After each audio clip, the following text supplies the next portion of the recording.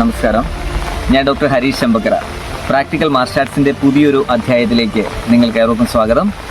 നമ്മളിന്ന് ചർച്ച ചെയ്യാൻ പോകുന്ന ഒരു വിഷയം എന്ന് പറഞ്ഞു കഴിഞ്ഞാൽ, പ്രാക്ടിക്കൽ മാർഷൽ ആർട്ട് എത്രമാത്രം എഫക്റ്റീവായിട്ട് ചെയ്യാം, എവിടൊക്കെയാണ് ഫെയിലിയർ സംഭവിക്കാം എന്നുള്ളതൊക്കെയാണ് നമ്മൾ ചർച്ച ചെയ്യുന്നത് വീഡിയോയിൽ.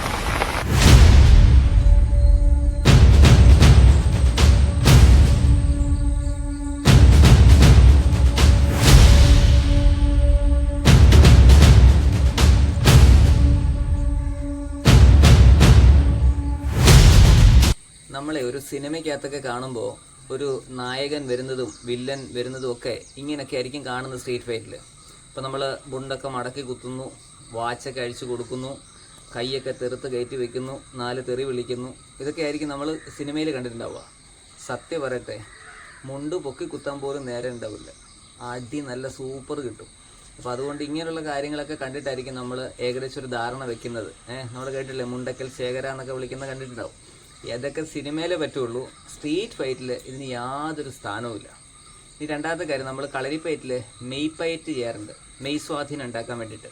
അപ്പം നമ്മുടെ വിചാരം ഇത്ര അമർന്ന് പയറ്റുക. പലപ്പോഴും സ്ട്രീറ്റ് ഫൈറ്റിൽ അമർന്ന് പയറ്റേണ്ട കാര്യമില്ല, കാരണം നല്ല ചവിട്ട് മേടിക്കും.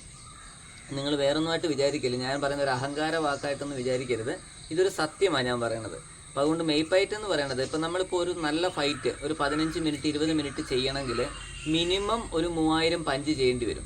മിനിമം 3000 പഞ്ച്, ഒരു ഏറ്റവും കുറഞ്ഞൊരു 300 കിക്സ് ഒക്കെ വേണ്ടി വരും. നിങ്ങൾ വെറുതെ ചിന്തിച്ചാൽ മതി, 15 മിനിറ്റ് എന്ന് പറയുമ്പോൾ എത്ര പേര് അടിക്കാൻ വന്നയച്ച അവസ്ഥ.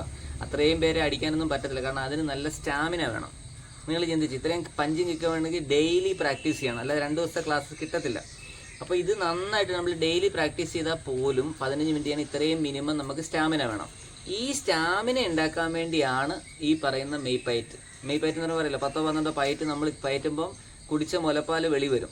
അപ്പോൾ അത്ര ഭംഗിയായിട്ട് നമ്മൾ ചെയ്യുമ്പോൾ നമുക്ക് ആ സ്റ്റാമിന കിട്ടുക. നമ്മൾ ഇപ്പോഴത്തെ ഒരു അവസ്ഥ, പുതിയ തലമുറയുടെ ഏറ്റവും വലിയൊരു അവസ്ഥ, 4 സ്റ്റെപ്പ് കയറിയ മേളിൽ നടക്കുന്ന അവസ്ഥയാണ്. സത്യമല്ലേ?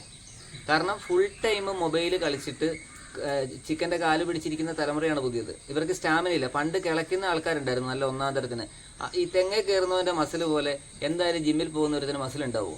ഒരിക്കലും അതിൻ്റെ ബലം ഉണ്ടാവില്ല, ഉറപ്പ്. അവൻ്റെ ആയുസ് ഉണ്ടാവുമോ? ഇതൊക്കെയാണ് നമ്മൾ പുതിയ തലമുറയ്ക്ക്. അതുകൊണ്ട് മെയ് സ്വാധീനം ഉണ്ടാക്കാനാണ് മെയ് ഫൈറ്റ് എന്നും, അല്ലാതെ ഈ മെയ് സ്വാധീനം ഉണ്ടാക്കുന്ന അതേ രീതിയിൽ നമുക്ക് ഒരാളെ തടുക്കാൻ പറ്റുമെന്നൊന്നും വിചാരിക്കരുത് കേട്ടോ. അതൊക്കെ വളരെ ജടിലമായ ധാരണകളാണ്. ഇനി ഒരു സ്ട്രീറ്റ് ഫൈറ്റ് വരുന്ന നമ്മൾ എന്താണ് ആദ്യമായിട്ട് പ്രിക്കോഷൻ എടുക്കേണ്ടത്? സ്ട്രീറ്റ് എന്ന് പറയുമ്പോൾ നമ്മൾ ഈ കളരികളിൽ പഠിക്കുന്ന അല്ലെ മറ്റേതൊരായുധങ്ങളിൽ പഠിപ്പിക്കുന്ന പോലെ ഒരു സത്യാവസ്ഥ അല്ല നടക്കുന്ന. അവിടെ കയ്യിൽ കിട്ടുന്ന വെച്ചടിക്കും. ഇപ്പോൾ ഉദാഹരണം പറഞ്ഞാൽ 2 വീലറെ വരുന്നവൻ എന്ത് ചെയ്യും? ഹെൽമെറ്റ് വെച്ചടിക്കും. മറ്റവൻ കൈ കിട്ടുന്ന കമ്പും വടിയെല്ലാം എടുത്തടിക്കും. അപ്പോൾ നമ്മൾ ഈ പഠിപ്പിക്കുന്ന തിയറികളൊന്നും തന്നെ പ്രാക്ടിക്കൽ ആകണമെന്നില്ല. ഇതാണ് സ്ട്രീറ്റിൻ്റെ ഒരു പ്രത്യേകത. അതുകൊണ്ട് അടി ഉണ്ടാകുമ്പോൾ കഴിവുണ്ടെങ്കിൽ ഈ പരിപാടി ഒഴിവാക്കാൻ നോക്കുക. നമ്മുടെ കുടുംബത്തെക്കുറിച്ചൊക്കെ നമ്മളൊന്ന് ചിന്തിക്കുക. അടി കിട്ടി മെഡിക്കൽ കോളേജിൽ കിടക്കുന്ന സമയത്തെക്കുറിച്ച് ചിന്തിക്കുക. നമ്മുടെ വയ്യാഴികളെക്കുറിച്ച് ചിന്തിക്കുക. വരാൻ പോകുന്ന കാര്യങ്ങളെക്കുറിച്ച്. ഇനി ഒരു കേസ് ഉണ്ടായാലും നമ്മുടെ പോലീസുകാരുണ്ട് നല്ല ഇടിക്കും. അവസാനം വരുമ്പോൾ നമ്മൾ ചുമയ്ക്കുമ്പോൾ ഒക്കെ വായിൽ നിന്ന് ബ്ലഡ് ആയിരിക്കും വരിക. അപ്പോൾ ഇതൊക്കെ ഒഴിവാക്കാൻ വേണ്ടി കഴിവുള്ളതിൽ ഈ പരിപാടിക്ക് പോകാതിരിക്കുക. ഇനി അബദ്ധത്തിൽ നമ്മൾ ചെന്ന് പെട്ടാൽ അവിടുന്ന് എത്രയും വേഗം രക്ഷപ്പെടാൻ നോക്കുക. അപ്പോൾ ബാക്കിയുള്ള തിയറികൾ ഞാൻ ഇപ്പോൾ വരുന്നുണ്ട്, ശ്രദ്ധിച്ചിരിക്കുക. ഇപ്പം നമ്മൾ ഇങ്ങനൊരു സിറ്റുവേഷനാണ് വരുന്നെങ്കിൽ ഒരിക്കലും നമ്മൾ സിനിമയിലൊക്കെ കാണാം, അകത്ത് നിന്ന് അടിക്കുന്നൊക്കെ കാണാം. ഒരു കാരണവശാലും നടുക്ക് നിൽക്കരുത്, കാരണം ഇവർ കൈവെക്കും. അപ്പോൾ ഒന്നുകിൽ നമ്മൾ എത്രയും വേഗം പിറകിലേക്ക് മാറുകയോ അല്ലെങ്കിൽ ഒരു വശത്തേക്ക് മാറുകയോ, ഈ സർക്കിളിനകത്തുനിന്ന് വെളിയിൽ കിടക്കുക എന്നുള്ളതാണ് പ്രധാനം. അപ്പോൾ സർക്കിളിനകത്തുനിന്ന് വെളിയിൽ കിടന്നാലും നമുക്ക് ഒരാളെ അറ്റാക്ക് ചെയ്യേണ്ടി വരുന്നുള്ളൂ, ബാക്കിയുള്ളവരെല്ലാം വെറുതെ നിൽക്കുകയാണ് ചെയ്യുന്നത്. അപ്പോൾ ആ ഒരാളെ തീർത്ത് കഴിഞ്ഞാൽ നമുക്ക് അടുത്തയാളെ പിടിക്കാൻ പറ്റും. ഇതാണ് ഇതിൻ്റെ ബേസിക് ആയിട്ടുള്ള കൺസെപ്റ്റ്. അതുകൊണ്ട് ഒരു കാരണവശാലും റൗണ്ടിനകത്ത് പെട്ടാൽ അവിടെ നിൽക്കാതെ ഇരിക്കുവാനായിട്ട് പ്രധാനമായിട്ട് സൂക്ഷിക്കുക എന്നുള്ളതാണ് അടുത്ത തിയറി. അടുത്തൊരു കാര്യം എന്താണെന്ന് വെച്ചാൽ, നമ്മൾ നിൽക്കുന്ന സമയത്ത് സാധാരണ ഇപ്പോൾ ഒരു കരാത്തെ ആയാലും ബാക്കി കാര്യങ്ങൾ, ഇപ്പോൾ കടയിലൊക്കെയാണ് നമ്മൾ ഇങ്ങനെ കൈ പിടിക്കാറുണ്ട് അല്ലേ? ഇങ്ങനെ കൈ പിടിക്കുന്നതിനകത്ത് കുറച്ചേറെ കാര്യങ്ങളുണ്ടെന്ന് ഞാൻ പറഞ്ഞിട്ടുണ്ട്. രണ്ടാമത് നമ്മൾ കൈകൾ പിടിക്കുന്ന സമയത്ത് ഇങ്ങനെ പിടിക്കാറുണ്ട്. അതെല്ലാം നമ്മുടെ ചെസ്റ്റ് പ്രൊട്ടക്ട് ചെയ്യാൻ വേണ്ടിയുള്ളതാണ്. ഇപ്പോൾ കരാത്തെ പോലുള്ള മാർഷൽ ആർട്ടുകളിലൊക്കെ നമ്മൾ ഇങ്ങനെയാണ് നിൽക്കുന്നത്. അപ്പോൾ ഇവിടെ എല്ലാം ഓപ്പൺ ആയിരിക്കും. കുങ്ഫു പോലുള്ള ആർട്ടിലൊക്കെ ഇവിടെയൊക്കെ ഓപ്പൺ ആയിരിക്കും, നിങ്ങൾ കണ്ടിട്ടുണ്ടാവും. അവിടെ ഏറ്റവും പ്രധാനം നമ്മൾ ഹെഡ് ഗാർഡ് എന്ന് പറഞ്ഞാൽ നമ്മളൊരു വീഡിയോ നേരത്തെ ചെയ്തിട്ടുണ്ട്. ഹെഡ് ഗാർഡ് ഇവിടെ ഗാർഡ് ചെയ്യണത്. ഇതെല്ലാം ഓരോ വീഡിയോയ്ക്കകത്താണ് ചെയ്തു പോകുന്നത്. അതുകൊണ്ട് അഭിപ്രായങ്ങൾ എഴുതുന്നതിന് മുന്നേ ഈ വീഡിയോകളൊക്കെ ഒന്ന് കണ്ടിട്ട് പറയുകയാണെങ്കിൽ നല്ലതായിരിക്കും. അപ്പോൾ ഹെഡ് ഗാർഡ് പ്രൊട്ടക്ട് ചെയ്യാൻ വേണ്ടിയിട്ട് നമ്മൾ ബോക്സിങ്ങിനൊക്കെ പിടിക്കണ മാതിരി കൈകൾ ഈ രീതിയിലായിരിക്കും പിടിക്കേണ്ടത്. ഈ 2 കൈകൾ ഇവിടെ പിടിക്കുക, ചെന്നിയുടെ നേരെ പിടിക്കുക, കൈകൾ ഇങ്ങനെ ഒരു വി ഷേപ്പിൽ നിൽക്കുക താഴോട്ട്. എന്നിട്ട് നിൽക്കുകയാണെങ്കിൽ നമുക്ക് അടി കൊള്ളാതിരിക്കാനുള്ള ചാൻസ് ഉണ്ട്. രണ്ടാമത് ഏറ്റവും കൂടുതൽ അപകടം ഉണ്ടാകുന്നത് നമ്മുടെ പെടലിയുടെ പുറകുവശത്തുള്ള അടികളാണ്. പെടലിയുടെ പുറകുവശത്ത് അടി ആയതുകൊണ്ട് ഈ ഭാഗം ഉയർത്തി ഇങ്ങനെ പിടിക്കണം, കൈകൾ ഇങ്ങനെ പിടിക്കണം. അപ്പോൾ ഈ സമയത്ത് നമുക്ക് അടി കൊണ്ടുപോകാനുള്ള ചാൻസുകൾ വളരെ കുറയുകയും നമുക്ക് എത്രയും വേഗം അവിടെ നിന്ന് രക്ഷപ്പെടാനുള്ള മാർഗം ചേഞ്ച് ചെയ്യും. പിന്നെ രണ്ടാമത്തെ കാര്യം, ഒരിക്കലും ഒരു പോയിന്റിൽ നിൽക്കരുത്. ഒരു പോയിന്റിൽ നിൽക്കാതെ മൂവ് ചെയ്തുകൊണ്ടേ ഇരിക്കുക. അപ്പോൾ നിങ്ങൾ ബ്രൂസ്ലിയുടെ സിനിമയൊക്കെ കാണുമ്പോൾ പലപ്പോഴും ശ്രദ്ധിച്ചിട്ടില്ലേ, ബ്രൂസ്ലി എപ്പോഴും ഇങ്ങനെ മാറിക്കൊണ്ടേയിരിക്കും, ചേഞ്ച് ചെയ്തുകൊണ്ടേയിരിക്കും. ആ ചേഞ്ച് ചെയ്തുകൊണ്ടിരിക്കുന്നത് കൊണ്ട് ഗുണം വെച്ചാൽ ആൾക്കാർക്ക് പെട്ടെന്ന് വന്ന് അദ്ദേഹത്തെ അറ്റാക്ക് ചെയ്യാൻ പറ്റില്ല. അപ്പോൾ നമ്മളൊന്ന് മൂവ് ചെയ്താൽ, ഇപ്പോൾ ഒരു 8 പേര് 10 പേരെ നമ്മൾ അടിക്കുന്നെങ്കിൽ ഒരു മൂവ്മെൻറ്റിൽ തീർച്ചയായിട്ടും നമുക്ക് 7 പേരെ ഒഴിവാക്കാനും ഒരാളെ കിട്ടുകയും ചെയ്യും. ആളെ അങ്ങ് തകർക്കുക എന്നുള്ളതാണ് ആദ്യത്തെ പരിപാടി. അപ്പോൾ രണ്ടാമത്തെ കാര്യം എന്ന് വെച്ചാൽ, അടിക്കുമ്പോൾ ബ്ലോക്ക് ചെയ്യണം എന്നൊരു നിയമം നിങ്ങളുടെ തലയിൽ വെച്ചേക്കരുത്. സ്ട്രീറ്റ് ഫൈറ്റിൽ എപ്പോഴും കൊടുക്കാൻ ശ്രമിക്കുക കൂടുതൽ. അതായിരിക്കും നിങ്ങൾക്ക് സേഫായിട്ടുള്ള. ഈ പ്രശ്നം ഉണ്ടാകുന്ന സമയത്തില്ലേ, ആൾക്കാരിൽ ഒരാളുമായിട്ടായിരിക്കും മിക്കവാറും വാഗ്വാദങ്ങൾ ഉണ്ടാവുക. ഈ വാഗ്വാദങ്ങൾ ഉണ്ടാകുമ്പോൾ ഓഫ്ലൈനിൽ നിൽക്കുന്ന കുറച്ച് പേരുണ്ടാവും, ഓൺലൈനിൽ. എന്ന് പറഞ്ഞാൽ മെയിനായിട്ട് നിൽക്കുന്ന അലമ്പുണ്ടാക്കുന്ന ആൾ. അയാൾക്കിട്ട് ആദ്യം ഒന്നും ചെയ്യാതിരിക്കുകയാണെങ്കിൽ നമുക്ക് വിജയമായിരിക്കും. കാരണം അയാൾ പ്രതീക്ഷിക്കുന്ന അയാളെ അറ്റാക്ക് ചെയ്യുന്ന ആൾ റെഡി ആയിരിക്കും. ഒരു റെഡി ആവാതെ ന്യൂട്രലിൽ നിൽക്കുന്ന കുറച്ച് പേരുണ്ടാവും. അതിലൊരാളെ അങ്ങ് തകർത്താൽ ഈ ഫ്രണ്ടിൽ നിൽക്കുന്നവരുടെ മാനസികാവസ്ഥ തന്നെ തകരും.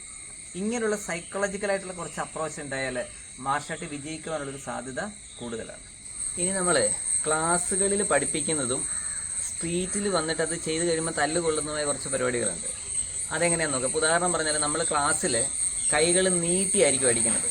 അത് തട്ടുന്നത് നമ്മുടെ കൂട്ടുകാരനായതുകൊണ്ട് കുഴപ്പമുണ്ടാവില്ല. പക്ഷേ സ്ട്രീറ്റിൽ എങ്ങനെയാണെന്ന് ഞാൻ കാണിച്ചത്. രണ്ടും നിങ്ങളൊന്ന് മനസ്സിലാക്കി വെക്കുന്നത് ഒരുപാട് ഗുണമായിരിക്കും. ഇത് നമ്മൾ ക്ലാസ്സിൽ പഠിക്കുന്നൊരു സംഗതിയാണ്. ഇതേ തുടർന്ന് നമ്മൾ തട്ടും പൂട്ടും പരിപാടിയൊക്കെ പഠിക്കും. പക്ഷെ ഇത് സ്ട്രീറ്റിൽ പ്രായോഗികമല്ല. കാരണം ഇങ്ങനെ ആരും തല്ലാൻ വരില്ല.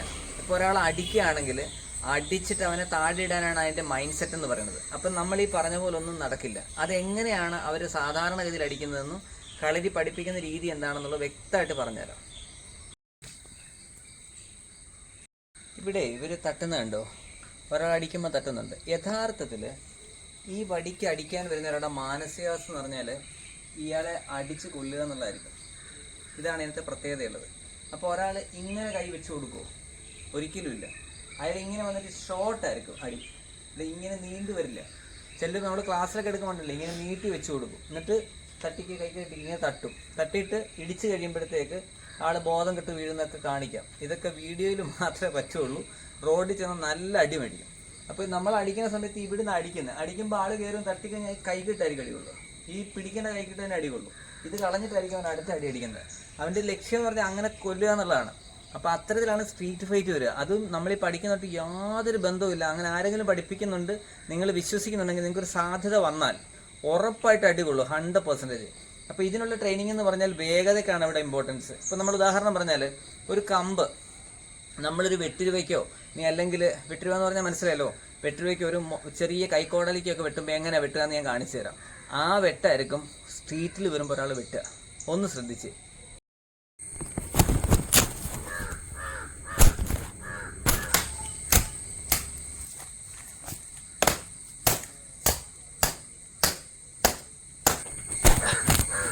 ഇങ്ങനെ ആയിരിക്കും വെട്ട വരിക, മനസ്സിലായോ? ആ വെട്ടായിരിക്കും ഒരുത്തൻ്റെ വെട്ടുന്നത്. അപ്പം നമ്മൾ എന്താ ചെയ്യുന്നത്?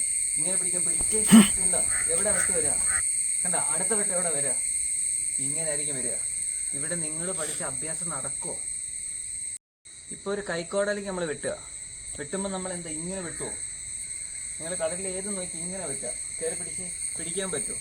നമ്മൾ മുമ്പേ കണ്ടൊരു കമ്പ് എങ്ങനെ കൊത്തുക, കമ്പ് ഇങ്ങനെ കൊത്തുക, പൊക്കി കൊത്തത്തില്ല. വെട്ടുന്ന എങ്ങനെ? ചെറുതായിട്ട് വെട്ടുക, പൊക്കി വെട്ടത്തില്ല. അപ്പോൾ ആ പറഞ്ഞ സമയത്ത് ഇതൊക്കെ നടക്കുമോ?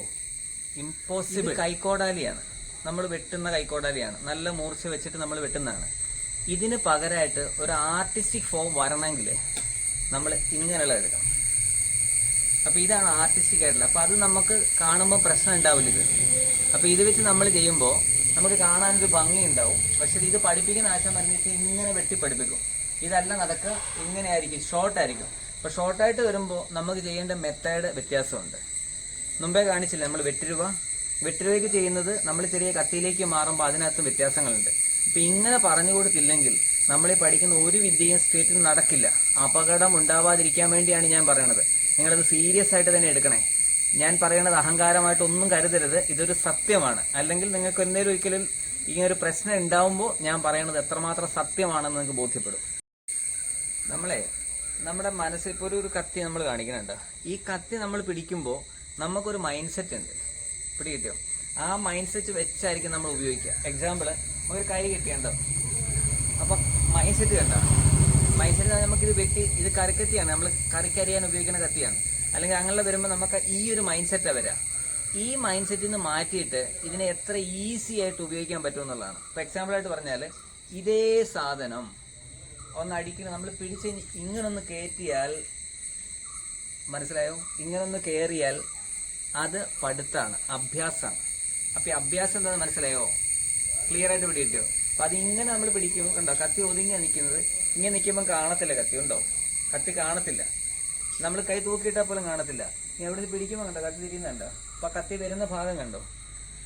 അപ്പം എത്രയും വേഗം, വളരെ ഭംഗിയായിട്ട് എത്രയും വേഗം ചെയ്യാൻ പറ്റുന്നോ അതായിരിക്കും കത്തിയുടെ അഭ്യാസം എന്ന് പറയുന്നത്. അതങ്ങനെ തന്നെ പഠിപ്പിക്കണം. ഇത്ര ഒരു വേഗതയിൽ ചെയ്യാൻ പറ്റണം. കണ്ടോ, കത്തി എടുക്കാൻ അനുവദിച്ചോ? കത്തി വരുന്നതിന് മുന്നേ കത്തി വലിക്കണ കൊടുത്തുണ്ടോ? അടുത്തത് കയ്യിൽ നമുക്ക് കിട്ടി, ഇവിടെ കൊടുക്കുന്നു. ഇതോടുകൂടി ആൾ ഓട്ടോമാറ്റിക്കലി മറിയും. വ്യക്തമായി പിടികിട്ടിയോ? ഒറ്റ വെട്ടിന് തീരുന്ന വിഷയമുള്ളൂ, വേറെ ഒന്നും നിങ്ങൾ ചിന്തിക്കണ്ട. ഇത് ഇത്രയും വേഗത്തിൽ വന്നില്ലാത്ത അവസ്ഥ ആലോചിക്കുക. ഞാനൊന്നുകൂടെ കാണിക്കാം. കത്തി അവിടെ നിൽക്കുന്നു, ഇത്രയും വേഗത്തിൽ ചെയ്യാൻ പറ്റണം. അപ്പൊ ഇത് ചെറിയ പ്രാക്ടീസ് പോരാ, കണ്ണിങ് ആയിട്ട് നമ്മൾ ഡെയിലി പ്രാക്ടീസ് ചെയ്യണം, എന്നാൽ മാത്രമേ പറ്റുള്ളൂ. ഇതിവിടെ നോക്കിയാൽ നമ്മൾ ഇടിച്ചതിന് ശേഷം, ഇടിക്കുമ്പോൾ ഈ വെട്ടാൻ വന്ന ആളൊന്ന് സ്റ്റക്കാവും. അവിടെ നമ്മൾ ഒരെണ്ണോടെ കൊടുത്തിട്ടാണ് ഇവിടെ പിടിക്കണം. അപ്പം നമുക്ക് പിടിക്കാൻ കിട്ടും. പിടിക്കണമെന്ന് നിയമമൊന്നുമില്ല സ്ട്രീറ്റിൽ. സ്ട്രീറ്റിന്റെ നിയമം എന്ന് പറയുന്നത് നിയമമില്ലാഴികയാണ്, അത് ഓർത്തു വയ്ക്കുക. ഇവിടെ നിങ്ങൾ നോക്കിയേ, അറിയാതാണെങ്കിലും അവർക്ക് പിടിച്ചിരിക്കുന്ന നോക്കിയാൽ കൈക്കോടാലി ഇവിടെ തുമ്പത്താണ്, അല്ല ഇവിടെയാണ്. കാരണം വെയിറ്റ് ഇവിടെ വരാനും ഈസി ആയിട്ട് ഇതിനെ ഉപയോഗിക്കാനും വേണ്ടിയിട്ടാണ് ഇവിടെ പിടിച്ചിരിക്കുന്നത്. അപ്പം നമ്മൾ ഉദ്ദേശിക്കുന്നത് സാധാരണ ഇപ്പോൾ കളരികളിലൊക്കെ ചെയ്യുന്ന സമയത്ത് അറിയാം, ഇവിടെയാണ് പിടിക്കുക, താഴെ. അപ്പോൾ ഇഷ്ടംപോലെ സമയം ഒക്കെ കിട്ടും നമുക്ക്. അതുകൊണ്ട് ഇങ്ങനെ ആയിരിക്കും യഥാർത്ഥത്തിൽ ഒരു കൊത്ത് വരിക. ആ കൊത്ത് വരുമ്പോൾ നമ്മൾ എന്ത് ചെയ്യാൻ ചില നിയമങ്ങളുണ്ട്, അത് പറഞ്ഞുതരാം. ഓക്കെ,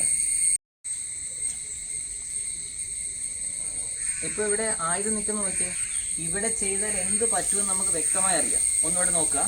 നേരെ പുറകിൽ നിൽക്കുന്നു, ആക്ഷൻ വരുമ്പോൾ നമ്മൾ ആ ഏരിയയിൽ തന്നെ പോയിട്ട് ഇവിടെയുള്ള പ്രധാന മർമ്മസ്ഥാനത്ത് വെട്ടുകയാണ് ചെയ്യുന്നത്. ആ ഒറ്റ വെട്ടിൽ ആള് ബോധം പോകും. വളരെ ഈസി ആയിട്ട് ചെയ്യാൻ പറ്റും. ഇനി ഇങ്ങനെ ബോധം പോകുമോ എന്നുള്ളത് നിങ്ങൾക്ക് സംശയം ഉണ്ടാവും. അതിൽ വളരെ ശ്രദ്ധിക്കേണ്ട കാര്യം, പോയിന്റബിൾ ആയിട്ടുള്ള എവിടെ ഏത് പ്രഷർ പോയിന്റ് ചെയ്യുമ്പോൾ കൃത്യമായിട്ട് അവിടെ കൊള്ളിക്കാൻ നമുക്ക് കഴിയണം. സാധാരണഗതിയിൽ അത് നടക്കില്ല എന്നുള്ളതാണ് സത്യം. കാണിച്ചുതരാം. പ്രഷർ പോയിന്റ്സ് അല്ലെങ്കിൽ മർമ്മങ്ങൾ ഇതുപോലെ നമ്മളൊന്ന് പറഞ്ഞു വെച്ചാൽ, ഇപ്പം ഇവിടെ ഒരു മർമ്മം ഉണ്ടെന്ന് നമ്മൾ പറഞ്ഞാൽ ആ മർമ്മത്ത് ഇപ്പം നിന്ന പോലെ നിൽക്കാൻ അറ്റാക്ക് ചെയ്യാൻ പറ്റും. പക്ഷെങ്കിൽ ആള് മൂവ്മെന്റിലാണെങ്കിൽ ഇത് നടക്കുമെന്ന് നമുക്കൊന്ന് പരീക്ഷിച്ച് നോക്കാം.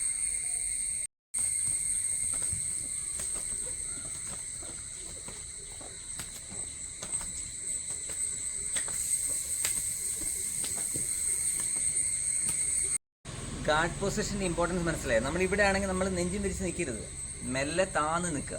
താന്ന് നിൽക്കുമ്പോൾ ഇത് അകത്തേക്ക് പോകും. ഒന്ന്. രണ്ടാമത്തെ കാര്യം, ഗാർഡുണ്ട്. അപ്പോൾ ആ സമയത്ത് കയറി വരുന്ന ഒരാൾക്ക് ഇടിക്കാനുള്ള സാധ്യത എത്രയായിരിക്കും? നമ്മൾ ആ സാധ്യതകളെ കുറയ്ക്കുകയാണ് സ്ട്രീറ്റ് ഫൈറ്റിൽ അത്യാവശ്യമുള്ള കാര്യം. ഇപ്പം നോക്കി, ആ പോയിന്റ് അവിടെ ഉണ്ടെങ്കിലും മറ്റേ ആൾക്ക് അറ്റാക്ക് ചെയ്യാൻ പറ്റുന്നുണ്ടോ? ഒരിക്കലും ഇല്ല. അപ്പോൾ അതുകൊണ്ട് നമ്മൾ വിചാരിക്കുന്നത് ഇപ്പോൾ തട്ടിക്കഴിഞ്ഞ് കയറി ഇടിക്കാം, അല്ലെങ്കിൽ ഒരു പോയിന്റിലേക്ക് ഫൈറ്റ് ചെയ്യാന്നൊക്കെ പറഞ്ഞു കഴിഞ്ഞാൽ അതിന് വേറെ ചില ടൈപ്പ് ഓഫ് ട്രെയിനിങ് ഉണ്ടെങ്കിൽ മാത്രമേ നടക്കുള്ളൂ. അതെന്താന്ന് കാണിച്ചു തരാം.